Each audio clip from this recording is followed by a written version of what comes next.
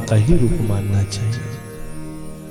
जो हर जीव के बीच में उस परमात्मा को देखने लगता है, वो परमात्मा के प्रत्यक्ष दर्शन का आनंद लेता है। दो प्रकार का दर्शन है, एक प्रत्यक्ष है, एक अप्रत्यक्ष है। एक प्रत्यक्ष है, एक अप्रत्यक्ष है, जिसको परोक्ष दर्शन भी कहते हैं। अगर हमें भगवान की बनाई हुई सारी रचना में वो भगवान दिखने लगे, अगर हमें भगवान की बनाई हुई सारी की सारी सल्तनत में वो परमात्मा ही दिखने लगे, तो यही भगवान का साक्षात दर्शन है। और जिस दर्शन के लिए बड़े बड़े योगी पुरुष भी तरसते रहते हैं। और जब तक हमें भगवान की बनाई हर रचना में वो भगवान ना दिखे, तब तक वो भगवान का परोक्ष दर्शन है, अप्रत्यक्ष दर्शन है। महबूब की हर चीज महबूब होती है। उस महबूब की बनाई हुई हर चीज को जब तक हम महबूब ही मानने ना लगे, तब तक वो महबूब मिलता नहीं। चाहे ये संसार हो, चाहे वो संसार हो। इस संसार में महबूब की हर चीज को महबूब मान लोगे तो संसार के सारे झगड़े खत्म हो जाएंगे। एक स्त्री अपने पति को तो प्रेम कर लेती है, अपने पति को तो सम्मान करती है, परंतु पति के रिश्तेदारों के प्रति आदर सम्मान नहीं करती। उनके माता पिता, भाई बहन, आस पड़ोस को सम्मान नहीं देती है। और इसीलिए पति और पत्नी के बीच में सदैव अनबन रहती है। और जिस दिन एक स्त्री अपने पति के रिश्तेदारों को भी पति की भांति सम्मान देने लगे, उसी की भांति स्नेह रखने लगे, तो संसार के सारे झगड़े समाप्त हो जाएंगे। इसलिए भाव अपने हृदय में संजो कर रखना है कि महबूब की हर चीज महबूब होती है। इस संसार के महबूब की भी और उस संसार के महबूब की भी। वो महबूब, वो परमात्मा, वो अकाल पुरुष ईश्वर जो हम सबको बनाता है, उसकी बनाई हुई हर रचना को हमने उसी के सन्मुख माना। हमें यह मानकर चलना है कि जैसा वो है वैसी ही पूरी दुनिया है। उसकी छवि जिस दिन हमें सबके बीच में दिखने लगे और हम हृदय से सच्चा प्रेम करें, तो वो परमात्मा, वो ईश्वर हमें मिल जाता है। उठो उठो निज रूप पिछानो, अपने रूप को पहचानिए। आप कौन हो? कौन हो आप? हम कौन हैं? ये कथा केवल कथने नहीं, करने में तब्दील करनी है। हम तो उस मालिक के छोटे मोटे उनके चरणों की धूली हैं। पता नहीं कितने बड़े से बड़े संत महात्मा, कितने बड़े बड़े पीर पैगंबर फकीर चीख चीख कर बोलकर चले गए, परंतु हमने उनकी बात को नहीं सुना। आज दुनिया में होड़ लगी है, हर व्यक्ति किसी न किसी गुरु को धारण करता है। दुनिया में होड़ लगी है, गुरु बनाने का तो फैशन बन गया है। आज गुरु इसलिए नहीं बनाया जाता कि गुरु से हम ज्ञान पाए। आज गुरु इसलिए नहीं बनाया जाता कि गुरु से हम पूछें बताओ हमारी गलती क्या है। आज तो गुरु इसलिए बनाया जाता है ऐसा गुरु मिले जो कभी हमें डांटे नहीं, बस मक्खन लगाता रहे, जो हमारी कभी गलती ना बताए। आज दुनिया का कड़वा सच है। और जो गुरु अपने शिष्य के कल्याण के लिए उसको डांटना चाहता है, उसे फटकारना चाहता है, वो गुरु जो सच्चा गुरु होता है, जो अपने शिष्य को उसकी गलतियों के लिए डांटना चाहता है, उस गुरु को शिष्य मानने को तैयार नहीं। तो शिष्य बोलता है, प्यारे, ना रहेगा बांस ना बजेगी, ना गुरु रहेगा, ना फटकार सुनेंगे, ना डांट सुनेंगे। अब हम इतने बड़े हो गए हैं कि अब हमें गुरु से कुछ भी डांट सुनने की आवश्यकता नहीं है। हम सब जानते हैं दुनिया की होड़ है, ये कड़वा सच है। कोई व्यक्ति मुझे चैलेंज करे कि अगर ऐसा नहीं है, कौन गुरु पसंद है? आज गुरु वही पसंद है जो बिल्कुल मीठी मीठी वाणी बोले, बिल्कुल बस सिर्फ अच्छा अच्छा बोले, बिल्कुल भी कमी ना बता। अगर ये बोल दिया है तू शराब क्यों पीता है, तो बोला जा आज के बाद तेरे पास आना है। ना तेरे पास आना ना तेरा बात सुनना। यही जीवन का सार। पर याद रखना, जो माखन है ना, उसमें बहुत बार कीड़े पड़ते हुए देखे हैं। मीठी चीजों में, दूध की बनी चीजों में सदैव कीड़े पड़ते हुए देखे हैं, पर खारेपन में कभी कीड़े पड़ते हुए नहीं देखे हैं। इसलिए सतगुरु की शरण में जाकर कभी ये मत सोचो कि हमें डांट न मिले। गुरु ऐसा धारण करो जो तुम्हारी गलती तुम्हारे मुंह पर बोलने की हसरत रखता हो। गुरु उसे धारण करना जो तुम्हारी गलतियों को बोलने की हिम्मत रखता हो। जो तुम्हारी गलतियों को बोलने की हिम्मत ही ना रखे, वो गुरु कहलाने के योग्य नहीं है।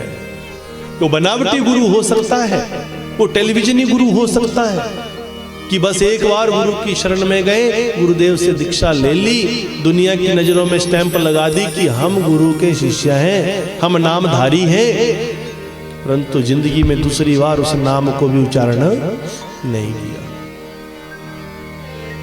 ना कभी गुरु ने पूछा कि तुम गलत कर रहे हो कि ठीक कर रहे हो, ना हमने बताने की कोशिश की, फिर कैसे ये जिंदगी भव से पार जाएगी। इसलिए सदैव याद रखना, मीठे में, मीठी चीजों में कीड़े पड़ते हुए देखे हैं, पर खारेपन में कीड़े पड़ते हुए नहीं देखे हैं। इसलिए गुरु उस रहनुमाई का नाम है जो सदैव अपने शिष्य के कल्याण के लिए उसकी कमियों को, उसकी गलतियों को बताता है। अगर शिष्य की गलतियां, शिष्य की कमियां ना बताई गई तो गुरु कहलाने का योग्य नहीं। और शिष्य को भी अपने कल्याण के लिए सदैव अपने गुरु से यह प्रश्न करना चाहिए। आज शिष्य गुरु धारण करता है तो किस लिए? गुरु के पास जाकर पहला प्रश्न तो ये होता है, बताओ जी मेरा बिजनेस चलता रहेगा, बताओ जी मेरा कारोबार चलता रहेगा, बताओ मेरा बच्चे का टेस्ट पास हो जाएगा, बताओ मेरे बच्चे का ऐसा हो जाएगा, बताओ सब कुछ हो जाएगा, मेरे बेटे की शादी, बेटी की शादी रुकी है, हो जाएगी। अक्सर शिष्य अपने लोभनों के लिए केवल गुरु की शरण में जाता है।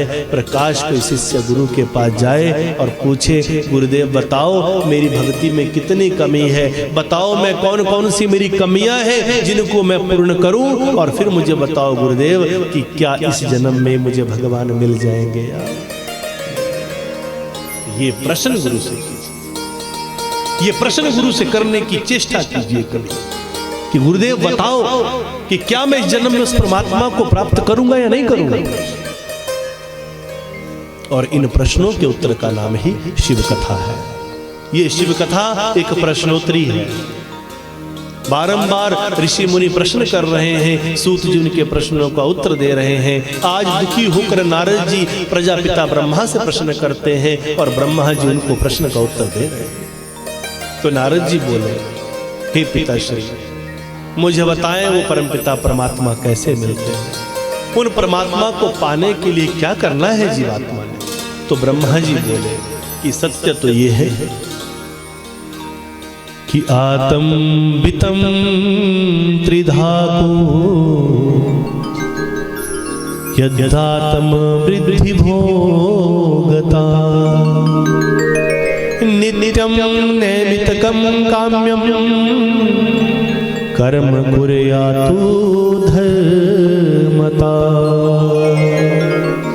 तपोनिष्ठा ज्ञाननिष्ठा योगिनां यतश्चस्तथा पूजाया पात्रमयेतहि पापसंस्या कारणम्। तपोनिष्ठ, ज्ञाननिष्ठ, भक्तिनिष्ठ किसी गुरु की, किसी योगी की शरण में जाकर जीवात्मा उस परमात्मा को प्राप्त कर लेती है। अपने धन के 3 भाग कर देने चाहिए। पहला भाग धर्म के नाम कर देना चाहिए, दूसरा भाग वृद्धि के नाम कर देना चाहिए, और तीसरा भाग भोग के नाम कर देना चाहिए। जितना भी धन हम कमाते हैं, यहां लिखा है आत्म वित्तम त्रिधा कुर्याद आत्म वृद्धि भोगता, कि 3 भाग अपने धन के कर देने चाहिए वो व्यक्ति जो परमात्मा को पाना चाहता है। अक्सर आज के समय में हम देखते हैं कि कभी घर में कोई कथा करवानी या कोई सत्संग करवाना, कुछ भी करवाना, तो व्यक्ति को इतनी बड़ी चिंता हो जाती है कि पता नहीं मेरे पैसे कहीं कम ना हो जाए। जबकि सच बात क्या है, ये व्यास गद्दी पर बैठा हूं और व्यास आसन पर बैठकर कभी कोई बात झूठ नहीं बोली जाती। सच ये है कि आज तक, आदि काल से लेकर आज तक, जिस भी व्यक्ति ने धर्म का कार्य किया है, धर्म के कार्य में जो भी धन लगाया है, उससे भगवान 10 गुना 100 गुना और देता है। धर्म के कार्य से कभी धन का अभाव होता नहीं। किसी बुजुर्ग ने कहा है, बुजुर्गों की अगर कहावत आप सुने तो हिमाचल में बुजुर्ग लोग कहावत कहते हैं, बोले बच्चा पैसे जो पैसा कमा, पैसे जो पैसा कमा, पैसा लगाएगा तो पैसा कमाएगा, पैसा जाएगा नहीं। जब खुद उस कहावत का अर्थ आप समझिए तो आप वो धन लगा रहे हैं। जब आप संसार के बीच में किसी बिजनेस के ऊपर पैसा लगाते हो और वो पैसा आपको पैसा कमा कर देता है, तो क्या धर्म के मार्ग पर पैसा लगाने से पैसा कमाकर धर्म नहीं देगा? ऐसा तुम कैसे सोच सकते हो? धर्म अर्थ काम मोक्षाणाम चतुर्पुरुषार्थम भवति।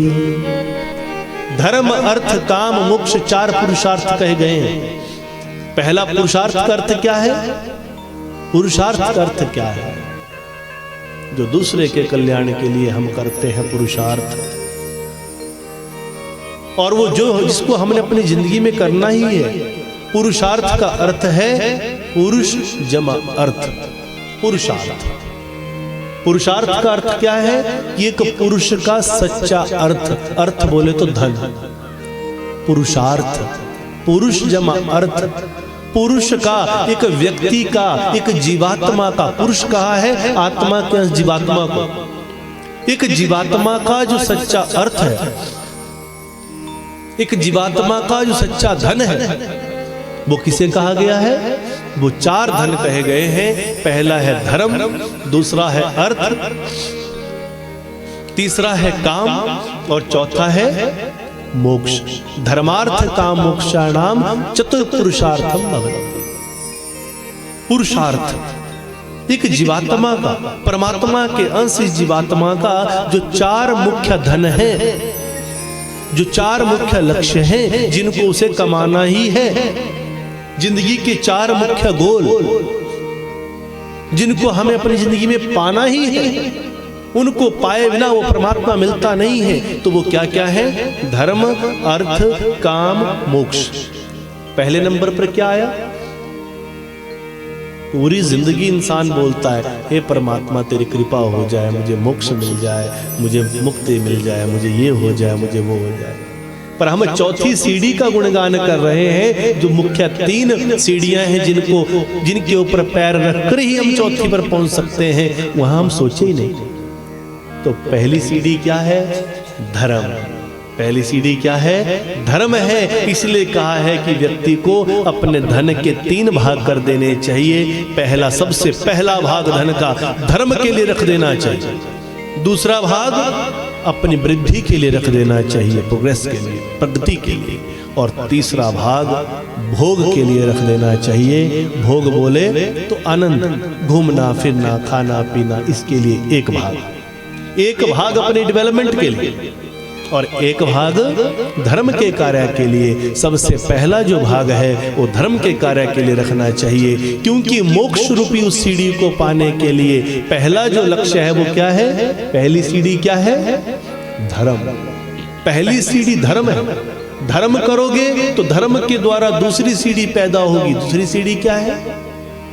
अर्थ। धर्मार्थ काम मोक्षाणाम।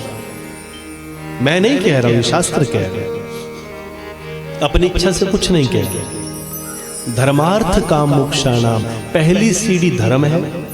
इसलिए आप चाहे गरीब हो चाहे अमीर हो, आप चाहे 1 रुपए कमाते हो चाहे 100 कमाते हो, हम लोगों को अपनी जिंदगी के उस धन में से सबसे पहले एक भाग धर्म के कार्य के लिए रख देना चाहिए। और भगवान से मांगना तो क्या मांगना? ये मांगना कि प्रभु आप हमें इतनी बरकत दीजिए, आप हमें इतनी समर्थ्य दीजिए कि ऐसे कार्यक्रम हमारे घर में एक दो बार नहीं, हे प्रभु इतनी समर्थ्या दे, इतनी बरकत दे हमारे घर में कि ऐसे कार्यक्रम पूरी जिंदगी हर साल हम करते रहे। ऐसी समर्थ्या भगवान से मांगनी, क्योंकि करने वाला कौन है। और याद रखना, ये जो कथा है, जो सत्संग है, ये इंसान चाहकर भी अपनी इच्छा से नहीं करवा सकता। आप अपने आस पड़ोस में कहीं भी नजर मार लेना, करोड़पति, अरबपति, खरबपति लोग बैठे हैं जिनके घर में पूरी जिंदगी में कभी सत्संग नहीं हो पाता। क्यों नहीं हो पाता? क्योंकि भगवान ने लिखा नहीं, पैसे की कमी नहीं। अगर कोई व्यक्ति सोचे कि ये सत्संग, ये कथा धन के द्वारा हो जाता है, तो धन के द्वारा भी होता। अगर धन के द्वारा ये सत्संग होता, अगर धन के द्वारा ये कथा होती, तो आपकी कथा की इसकी डेट भी 4 बार ना बदली जाती, तो पहली बार में ये कथा हो जाती। अगर धन के द्वारा ये कथा हो जाए, तो भगवान की ये कथा रोज धनवान लोगों के घर में लगी रहेगी। ऐसे ऐसे लोग, अगर आप अपने इस जाहू क्षेत्र की ही नजर मारें, तो ऐसे ऐसे बड़े लोग बैठे हुए हैं कि उनके पास इतनी सामर्थ्य है कि वो चाहें तो पूरा साल रोज अपने घर में कथा करवा सकते हैं। पर क्या करवा पाएंगे? नहीं करवा सकते।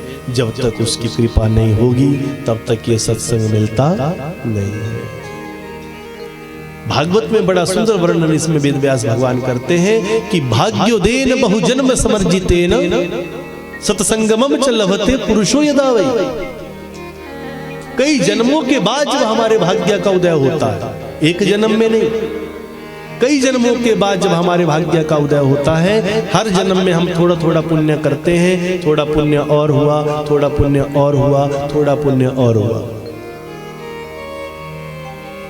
अब ये भी भगवान ने कहा ना, भगवान का वर्णन भजन आपने सुना, तो उस भजन में भगवान ने अपना स्वरूप बताया है कि मैं कैसे मिलता हूं। 7 लोक का हूं मैं स्वामी, घट घट में मैं अंतर्यामी। 7 लोकों का वासी हूं मैं, पर घट घट में रहता हूं। और कैसे रहता हूं मैं घट घट में? सारे घट घट में मैं कैसे रहता हूं? ज्यों माला में सूत, जैसे माला में सूत है, धागा है, जैसे माला में सूत्र है, धागा है, वैसे ही मैं घट घट में मैं अंतर्यामी हूँ। घट घट में मैं रहता हूँ। मैं इतनी आसानी से मिलता नहीं हूँ। जैसे एक माला को पिरोने के लिए एक फूल पिरोया, फिर रुके, एक फूल और लाए, फिर पिरोया, एक और पिरोया, वैसे ही हर जन्म में थोड़ा थोड़ा पुण्य इकट्ठा हुआ, थोड़ा और पुण्य डाला, थोड़ा और पुण्य डाला। जब कई जन्मों के बाद हमारा थोड़ा सा पुण्य इकट्ठा हुआ, उस पुण्य का समर्जन हुआ, तब कहीं जाकर हमारे भाग्य का उदय हुआ और हमें ये सत्संग प्राप्त हुआ। ये सत्संग इतनी आसानी से मिलता नहीं।